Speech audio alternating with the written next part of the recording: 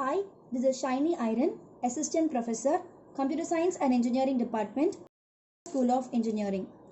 Today's topic is deadlock prevention and deadlock techniques. Now, there are basic methods of deadlock prevention. How deadlock can be prevented. Advanced locking, ordering data item. So first we'll see what is advanced locking. Suppose if you have a transaction T1 to T2. What happens? T1 is locked. Now, before transaction T1 wants to transact T2, you can lock the data of transaction T1. So, what is advanced locking is lock the data before execution so that deadlock can be prevented. Next is ordering data item. You can order the data item either in ascending or descending order so that by the order you can prevent the deadlock. Now we will see the other prevention techniques. There are some other prevention techniques, which is the main prevention technique is timestamp based. Timestamp based consists of wait die, wound wait and timeout based. So we'll see one by one: wait die, wound wait and timeout based. Now we'll see the difference of wait die and wound wait for deadlock prevention. Now TS is timestamp. Consider TS is the timestamp for all the transactions. Now timestamp TI and TJ are the transactions. TI is a separate transaction and TJ is a separate transaction. Now timestamp of TI, if it is lesser than timestamp of TJ, then TI waits. Else TI is rolled back. What is rolled back? It will be going to the previous step. So if condition timestamp of TI is lesser than or it is older than timestamp of TJ, TI will be waiting. Otherwise TI is rolled back. Then after some time, after it is rolled back, it will terminate and restart again after some time. Now we'll see about wound wait. Wound wait is if the condition is greater. If timestamp of Ti is greater than timestamp of Tj, then again here also the older transaction is waited. Ti waits. Else here comes the important part. Tj is rolled back. That is the newer transaction. That is the greater transaction is waited and the older transaction is rolled back, or the older transaction is rolled back and Ti is killed, or we can also call it as wound Tj. Ti kills the transaction Tj. After that, once it is killed, then Tj terminates and restarts again after some time. So this is the difference between wait die and wound wait. So in wound wait, Tj is rolled back, then Ti kills the transaction Tj, and after that Tj is terminated and it restarts again. Next is timeout based. If a transaction T wants to attain a particular resource, say for example X. So if the time taken to get the particular resource is exceeded, it cannot achieve the resource. So what happens is the transaction is rolled back and then again it is restarted. This is called as timeout based. If it is not done by the particular time given, then it is rolled back, it is terminated and it is rolled back, and again what happens?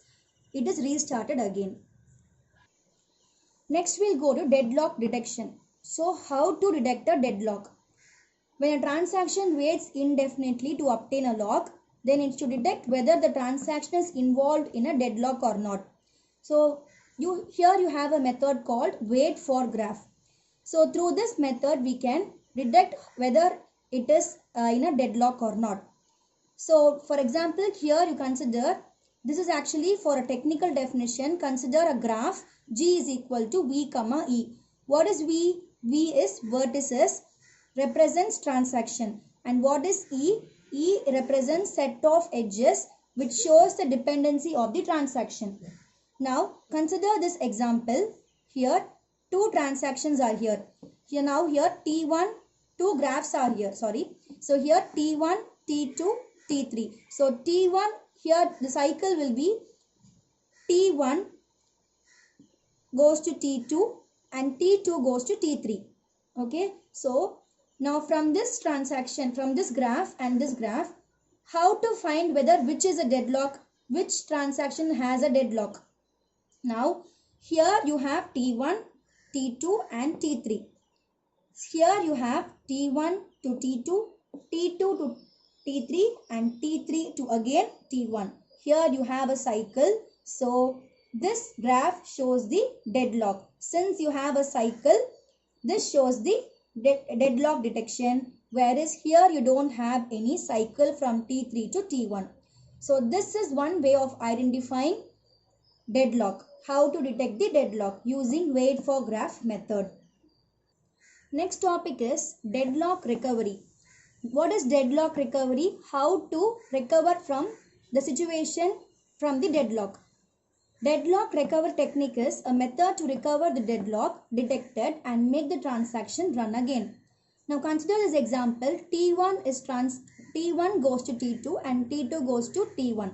So whether a T1 has to be killed or T2 transaction has to be killed to make the transaction free. So if we kill transaction T1, what happens? T2 transaction can be done freely. So this is deadlock recovery. How to identify the victim? So here transaction T1 is killed. Either you can kill the transaction T1 or you can kill the transaction T2. So how to identify which transaction? Cost of transaction. It depends on how many more transactions would be affected by its rollback, or how many data items it has been logged, or how much items it needs to complete the transaction. So based on these four factors, we have to identify the victim.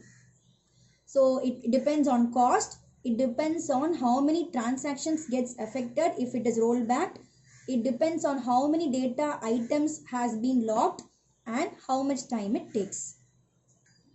Other techniques of recovery is total rollback, partial rollback and starvation.